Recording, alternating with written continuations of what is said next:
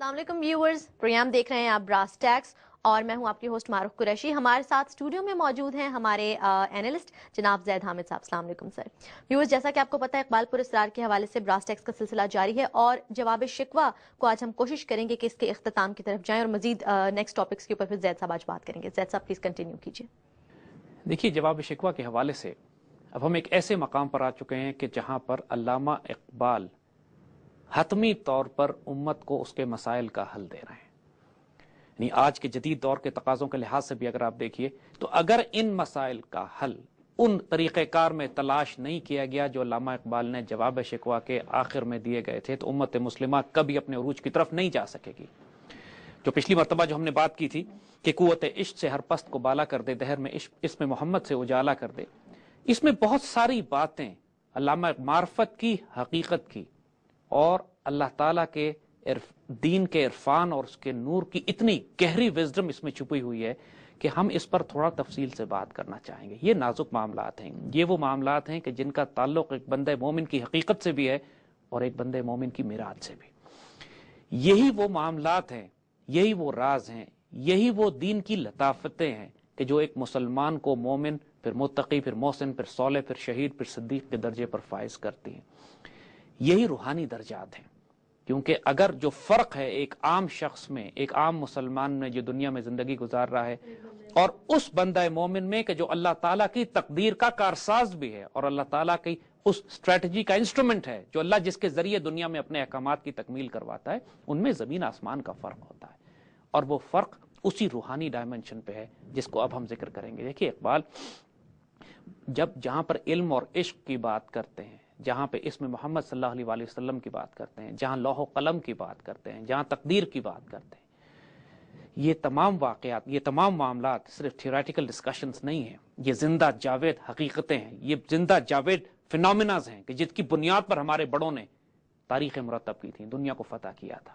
آج اگر ہم، جس کا آغاز شریعت سے ہوتا ہے اور شریعت سے جس طرح ہم نے بات کی کہ جواب شکوہ میں جس طریقے سے اقبال نے شریعت سے شروع کرتے ہوئے الٹیمیٹ روحانی ڈائمنشن یا معراج تک پہنچے ہیں، تو آج اس کو اختتام کرنے کی کوشش کریں گے۔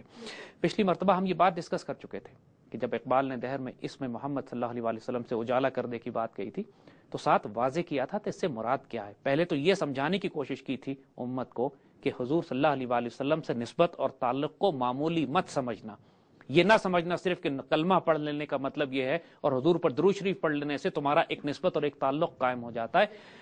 اللہ تعالیٰ نے یہ پورا جہان، یہ پوری کائنات حضور صلی اللہ علیہ وسلم کے لیے بنائی ہے۔ شاہین شہ لو لاک کہا گیا ہے، آپ اگر نہ ہوتے تو میں اس پوری کائنات کو نہ بناتا۔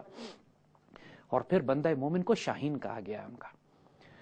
اور پھر جو حضور صلی اللہ علیہ وسلم کا وہ سٹیٹس، جو وہ مقام، وہ درجہ، وہ آپ کا رتبہ جو اللہ تعالیٰ نے اس کائنات میں رکھا ہے، اس پر بہت تفصیل سے اقبال نے جواب شکوہ میں بات کی ہے۔ ہم نے پچھلی دفعہ وہ شعر پڑھے تھے، آج اس کی ہم کنٹینیوٹی کرتے ہیں۔ دشت میں، دامن کوہسار میں، میدان میں ہے، بحر میں، موج کی آغوش میں، طوفان میں ہے، چین کے شہر مراکش کے بیابان میں ہے اور پوشیدہ مسلمان کے ایمان میں ہے۔ یعنی حضور صلی اللہ علیہ وآلہ وسلم کی برکات، حضور کا اسم مبارک اور حضور کو اللہ سبحانہ وتعالیٰ نے دنیا میں جس حکمت، جس وزڈم کے لیے بھیجا تھا، اس کی جھلک پوری کائنات میں نظر آ رہی ہے۔ دشت میں، ریگستانوں میں بھی، دریاؤں میں بھی، پہاڑوں میں بھی، سمندروں میں بھی، دریاؤں میں بھی، حتیٰ کہ چین کے شہر میں بھی اور مراکش کے ریگستان میں بھی اور بندہ مومن کے ایمان میں بھی۔ یہ جو کچھ اللہ نے کائنات کی تخلیق کی ہے، اس میں جو کچھ خیر نظر آ رہی ہے، جو کچھ رحمت آپ کو نظر آ رہی ہے، وہ رحمت للعالمین صلی اللہ علیہ وآلہ وسلم کی وجہ سے ہے۔ اور تم اگر اس رحمت کا، کہنے کا مقصد کیا ہے، اگر تم اس رحمت کا ذریعہ بننا چاہتے ہو تو اس رحمت سیدنا رحمت للعالمین صلی اللہ علیہ وآلہ وسلم سے اپنا وسیلہ، اپنا تعلق تمہیں جوڑنا پڑے گا، اس کے علاوہ کوئی شارٹ کٹ نہیں ہے۔ اور ان کی پیروی سے ہے، ان کی پیروی، ان کی محبت اور ان سے ایک روحانی تعلق، یہ تینوں مختلف درجات ہیں۔ روحانی تعلق دیکھیے، نور الدین زنگی کی مثال جب ہم نے آپ کو دی تھی، جب ایک مسلمان ملٹری کمانڈر کہ جو اس وقت صلیبی جنگوں میں پوری مسلمان دنیا کی عزت اور آبرو کی حفاظت کر رہا تھا، اس کا براہ راست روحانی تعلق حضور صلی اللہ علیہ وآلہ وسلم کے ساتھ تھا کہ جس میں حضور نے اس کو حکم جاری فرمایا کہ مدینہ جاؤ اور وہاں پہ 2 صلیبی ہمیں تنگ کر رہے ہیں، اور پھر پوری ملٹری ایکسپیڈیشن بنائی گئی اور جو گئی وہاں پہ۔ اور اپنی ان باتوں کو ہم تفصیل سے ڈسکس کر چکے ہیں کہ تمام وہ مسلمان جنہوں نے امت مسلمہ کی تاریخ تبدیل کی ہے، امت کی حفاظت کی ہے، دین کا احیاء کیا ہے، اور کفار کے مقابلے پہ مسلمانوں کی عزت اور آبرو کی حفاظت کرتے ہوئے کھڑے ہوئے ہیں، ان کا ایک ذاتی روحانی تعلق حضور صلی اللہ علیہ وسلم کے ساتھ تھا، جس میں وہ ایک ایسا رازدار تعلق تھا، بہت کم جگہوں پہ ظاہر ہوا ہے لیکن تھا سب کے ساتھ وہ، چاہے وہ خالد بن ولید ہوں، چاہے وہ طارق بن زیاد ہوں، چاہے وہ نور الدین زنگی ہوں، چاہے وہ صلاح الدین ایوبی ہوں، چاہے سلطان محمد فاتح ہوں، چاہے وہ عمر المختار ہوں، چاہے امام شامل ہوں، ان سب کی ہم نے تفصیل سے ڈسکس کی ہے یہ بات، اور یہی بات اقبال بتانا چاہ رہے ہیں۔ اور پھر آگے انہوں نے دعا کی ہے کہ دیکھو یہ پورا جہان، یہ پوری کائنات جو آپ کو نظر آتی ہے، اس کی ڈائمنشن سمجھنے کی کوشش کرو کہ حضور صلی اللہ علیہ وآلہ وسلم اس کی سینٹر آف گریوٹی ہے، یہ پوری کائنات حضور کے گرد گھومتی ہے، اس مبارک وجود کے گرد گھومتی ہے، اس سے اگر تعلق قائم نہیں کرو گے پھر تمہارا کوئی تعلق نہیں، پھر تمہارا کوئی پیمانہ نہیں، تمہارا کوئی میزان نہیں ہے، تم اکھڑ جاؤ گے اپنی جڑ سے۔ چشم اقوام یہ نظارہ ابد تک دیکھے، رفت شان رفانہ لکا ذکرک دیکھے۔ ایک دعا کی ہے یہاں انہوں نے کہ یہ کہ حضور صلی اللہ علیہ وآلہ وسلم کی شان کائنات کے ہر ذرے میں چمک رہی ہے، قیامت تک قومیں یہ نظارہ دیکھیں گی، اور یہ جو اللہ تعالیٰ نے حضور کے بارے میں فرمایا رفعنا لک ذکرک، ہم نے آپ کا ذکر آپ کے لیے بلند کر دیا ہے، اس کی مثال ہے یہ کہ کائنات کے ذرے ذرے میں حضور صلی اللہ علیہ وآلہ وسلم سے تعلق، حضور صلی اللہ علیہ وسلم سے محبت، اور اللہ تعالیٰ کی محبت حضور کے لیے جھلک رہی ہے، جن کی وجہ سے اللہ تعالیٰ نے اس پوری کائنات کو تخلیق کیا۔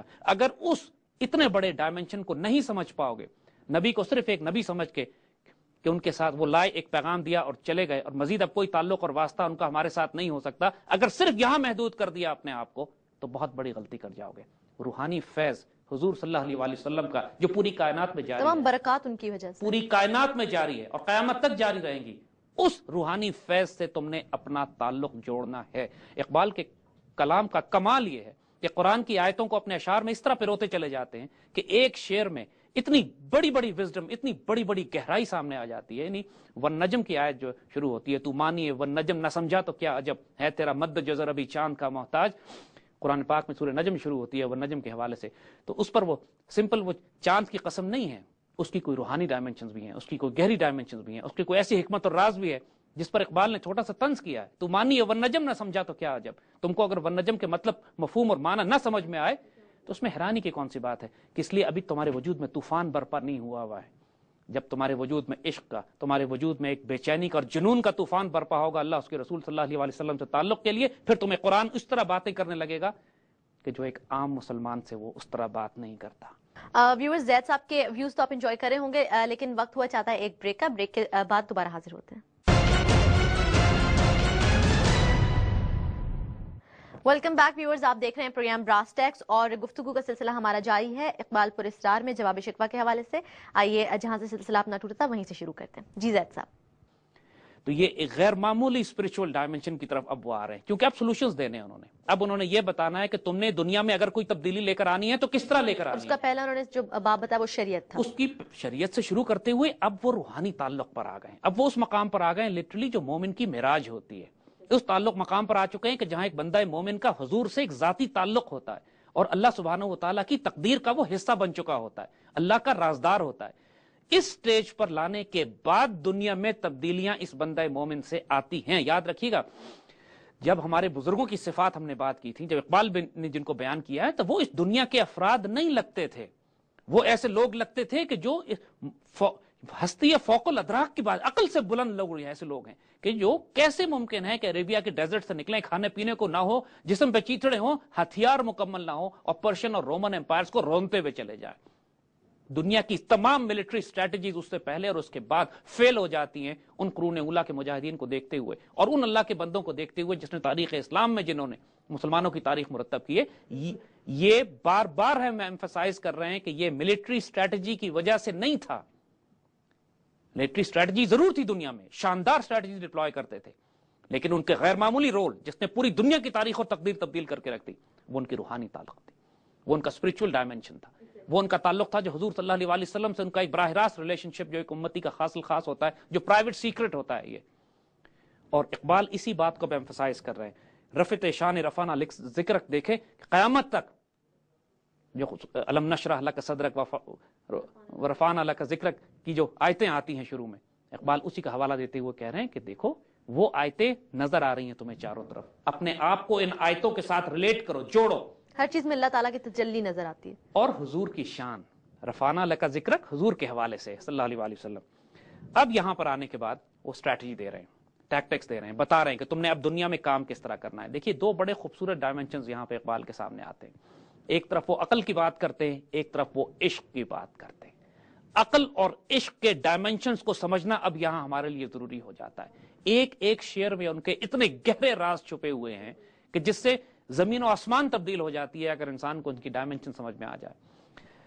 عقل ہے تیری سفر, عشق ہے شمشیر تیری, میرے درویش خلافت ہے جہانگیر تیری, ماں سوائے اللہ کے لیے آگ ہے تکبیر تیری, تو مسلمان ہو تو تقدیر ہے تدبیر تیری, کی محمد سے وفا تو نے تو ہم تیرے ہیں, یہ جہاں چیز ہے کیا لوح قلم تیرے ہیں.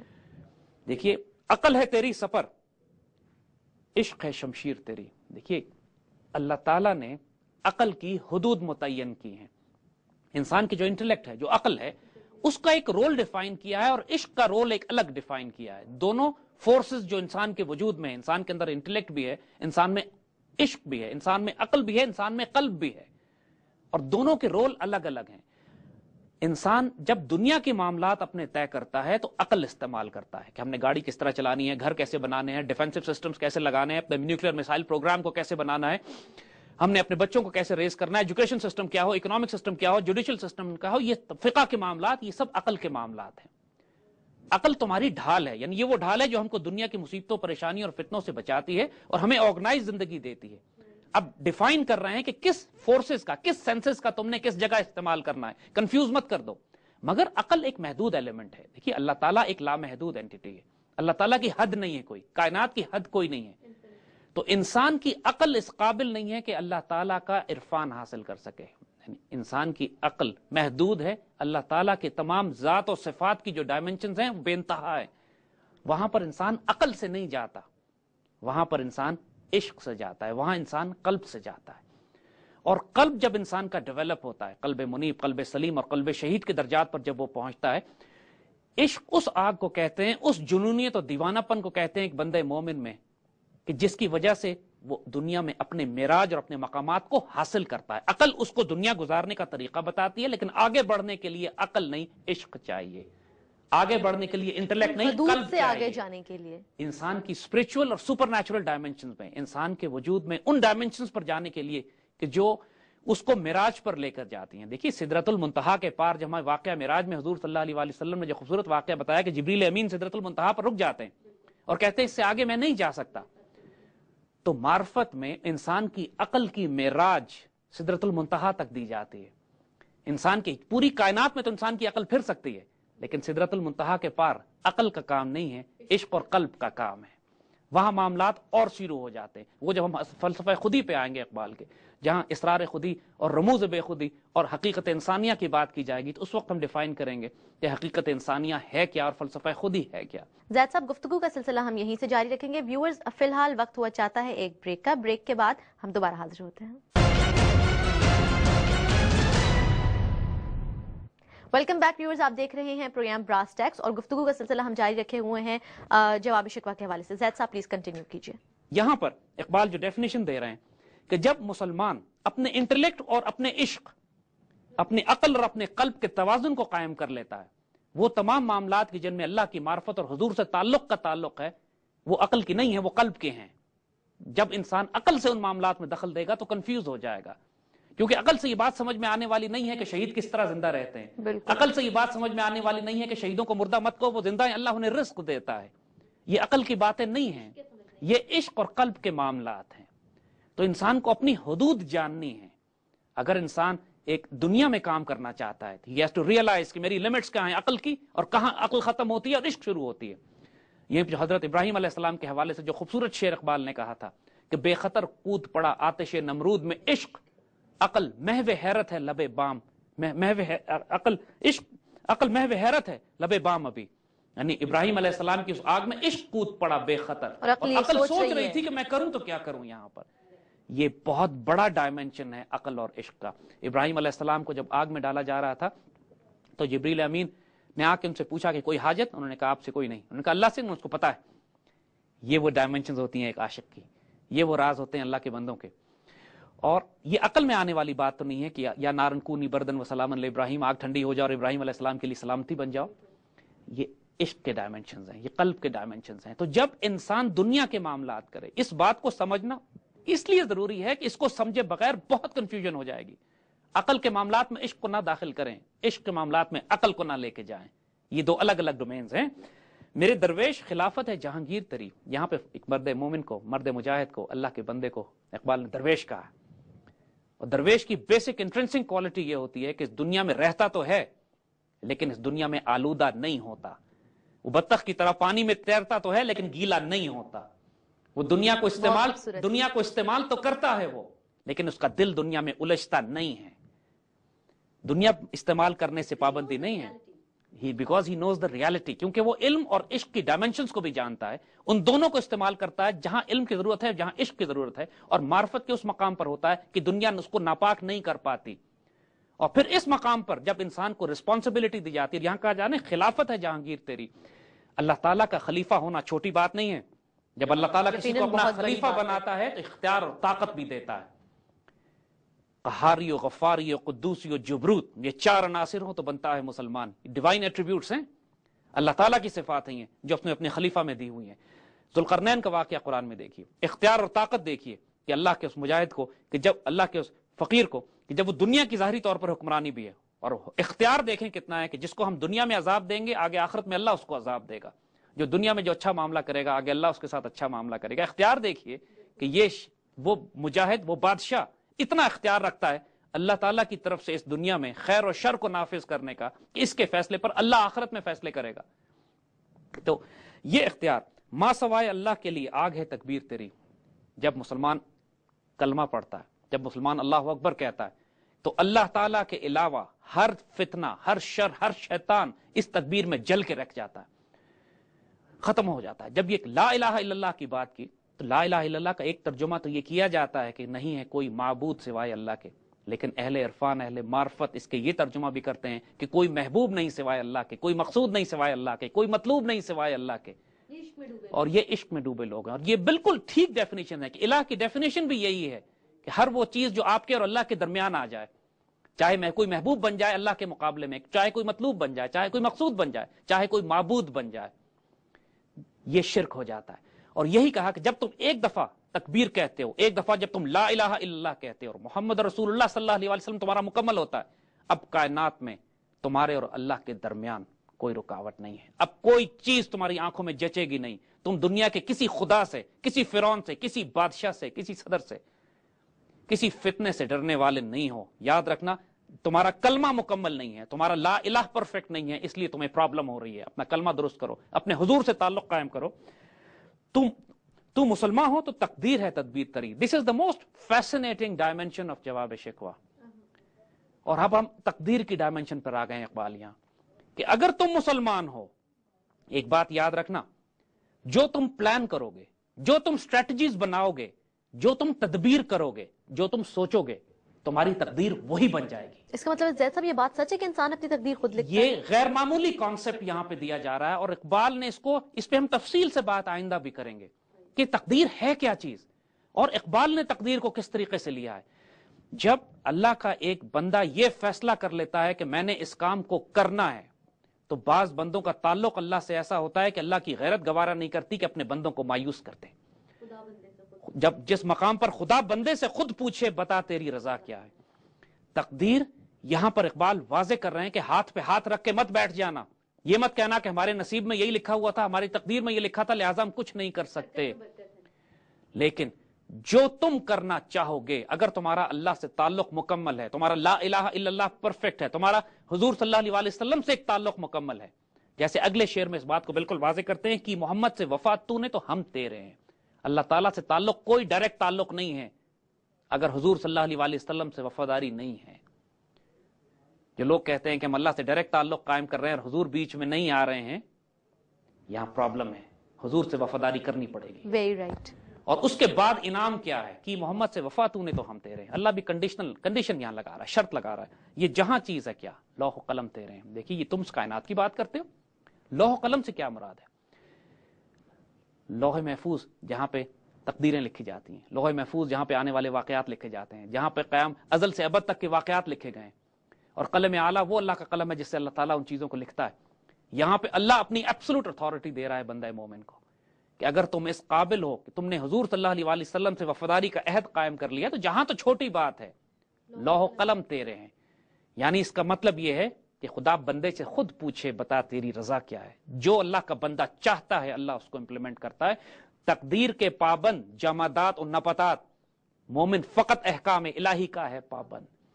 اس قدر غیر معمولی تصور ہے یہ، اتنا ڈائنامک تصور ہے یہ تقدیر کے حوالے سے کہ دیکھیے تقدیر ایک انفائنائٹ سیٹ آف پاسبلٹیز ہے.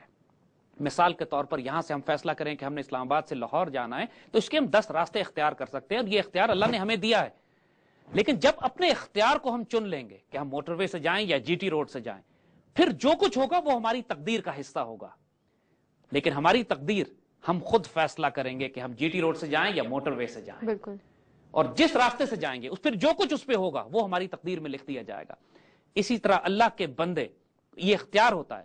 حضور صلی اللہ علیہ وسلم کی ایک حدیث شریف ہے، فرمان عالی شان ہے کہ تقدیر کو کوئی چیز نہیں تبدیل کر سکتی سوائے دعا کے. اس کا مطلب ہے کہ تقدیر تبدیل ہوتی ہے.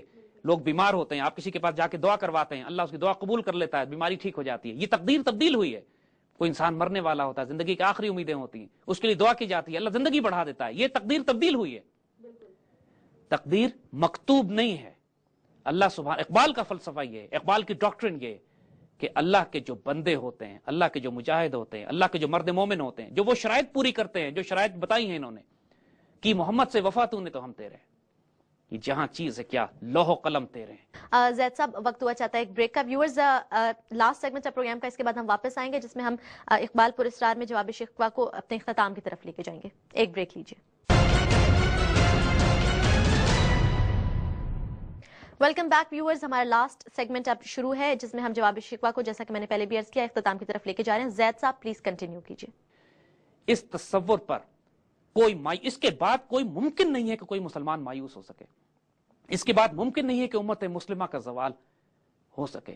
یہ کانسیپٹ اگر مسلمانوں کو معلوم ہو جائے کہ مسلمان خود اللہ سبحانہ و تعالیٰ کی تقدیر ہوتے ہیں، تقدیر کے پابند جمادات اور نباتات، مومن فقط احکام الہی کا ہے پابند. اس سے زیادہ ڈائنامک کانسیپٹ، اس سے زیادہ متحرک عقیدہ نہیں مل سکتا آپ کو. ممکن نہیں ہے کسی مذہب میں، کسی فلسفے میں، کسی عقیدے میں کہ انسان اپنے خود تقدیر ساز ہوتا ہے، خود کار ساز ہوتا ہے. جو پلان کرتا ہے، جو وہ چاہے گا، جو تدبیر کرے گا، وہ اس کی تقدیر لکھ دی جائے گی.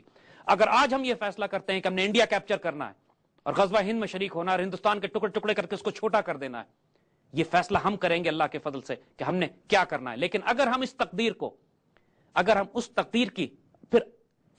کو حاصل کرنے کے لیے ہمیں اپنی وہ پلاننگ کرنی ہے، تدبیر کرنی ہے.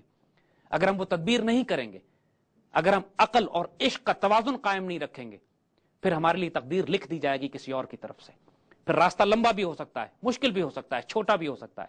آج جو ملک کو خطرات ہیں، پاکستان کو چاروں طرف سے خطرات نے گھیرا ہوا ہے. ہم سوچتے ہیں لیڈرز نہیں ہیں ہمارے پاس، قوم کی تقدیر کیسے بدلی جائے گی؟ قوم کی تقدیر بدلنے والا ایک ایک شخص ہو سکتا ہے، جو ہر فرد ہے ملت کے مقدر کا ستارہ. یہ مقام حاصل کیجئے بالکل، جس کے ساتھ اللہ اور اس کے رسول صلی اللہ علیہ وسلم ہو، اور جو اللہ کا بندہ جس پر ملائکہ کا نزول ہوتا ہو وہ کمزور ہوتا ہے.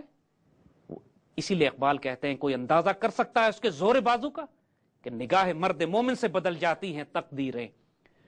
ہر شخص مسلمان، ہر شخص بندہ مومن تقدیر ساز ہوتا ہے، تقدیریں بنانے والا ہوتا ہے. ہاتھ پہ ہاتھ دھرے منتظر فردا نہیں ہوتا، انتظار نہیں کرتا کہ کوئی اور میری حالت تبدیل کرے آ کے. ہر شخص اپنی حالت بھی تبدیل کرتا ہے اور یہ تعلق اس کا اپنے اللہ کے ساتھ ہوتا ہے کہ وہ پورے جہان کو ہلا کے بھی رکھتا ہے، نئی تاریخ مرتب کرتا ہے، قوموں کو بیدار کرتا ہے، دشمنوں کو، اللہ کے دین کے دشمنوں کو پیچھے ہٹاتا ہے. اور جو ہو ذوق یقین پیدا تو کٹ جاتی ہیں زنجیریں. سارا ایمفسس اس بات کے اوپر ہے. ان سارے معاملات پر ہم تفصیل سے آگے بات کریں گے کہ بندہ مومن کی صفات کیا ہوتی ہیں. علم اور عشق پر ابھی ہم نے اور بات کرنا ہے، فقر پہ بھی ہم نے اور بات کرنی ہے، اور آخر میں پھر فلسفہ خودی پہ آنا ہے کہ حقیقت انسانیہ ہے کیا. وہ کون سی خودی ہے جس کو اقبال نے اس سے پہلے کسی مسلمان مفکر اور دانشور نے فلسفہ خودی کی بات نہیں کی جس طرح اقبال نے کی ہے. یہ لفظ خودی بھی اقبال کا ہی دیا ہوا ہے. اس سے پہلے اردو اور عربی فارسی لٹریچر میں یہ لفظ اس معنی میں اس طرح استعمال نہیں ہوتا تھا. یہاں پر ہم جواب شکوہ کو ختم کرتے ہیں. اختتام یہاں پہ جواب شکوہ کا اختتام ہے، لیکن اقبال کا سلسلہ انشاءاللہ بھی جاری رہے گا. جواب شکوہ ایک کمپریہنسو ڈاکیومنٹ ہے.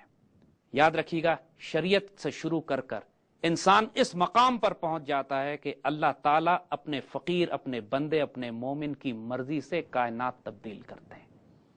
اور مسلمانوں کی کامیابی کا راز یہی ہوتا ہے. تمام مسلمان تحریکیں اور جماعتیں جن کا حضور سے تعلق نہیں ہے، جو تقدیر ساز نہیں ہیں، جو علم اور عشق کے درمیان فرق نہیں کر سکتی، اور جنہوں نے حضور صلی اللہ علیہ وسلم سے وفا نہیں کی، وہ اپنی سنسیریٹی اور اخلاص کے باوجود ناکام کیوں ہو رہی ہیں؟ اس وجہ سے ناکام ہو رہی ہیں کہ وہ روحانی کنٹینٹ، وہ اسپرچول ڈائمنشن ان سے کھو چکا ہے، کہ جو تقدیر ساز ہوتا ہے، کار ساز ہوتا ہے، اور مین ایلیمنٹ ہی نہیں ہے. جو مین ایلیمنٹ نہیں ہے، وہ روح نکل گئی ہے اس کے اندر سے. اس روح کو پیدا کرنا، اس روح کو ڈیولپ کرنا ہے، اور اس کی شرط وہی ہے کہ محمد سے وفاتوں نے تو ہم تیرے ہیں. یہ جہاں چیز ہے کیا، لوح و قلم تیرے ہیں.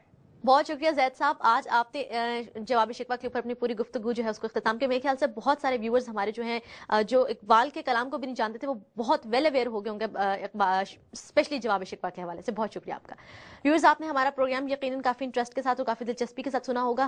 ہمیں کافی اچھا آپ لوگوں کا رسپانس بھی اس حوالے سے موصول ہو رہا ہے. جیسا کہ زید صاحب نے آج جواب شکوہ کے اوپر جتنا بھی ہمارا ٹاپک تھا اس کو انالائز کر کے اس کو سولوشن جو بھی اقبال نے اس بارے میں ڈیٹیل گفتگو کی، اس کو ہم نے آج اختتام اس کا کیا. انشاءاللہ براس ٹیکس کے اگلے ایپیسوڈز میں اقبال پر اسرار کا سلسلہ جاری رہے گا، لیکن ہم کسی نئے ٹاپک کے اوپر بات کریں گے جو اقبال نے اپنے کلام میں بیان کیا. اسی کے ساتھ اجازت دیجیے، اگلے پروگرام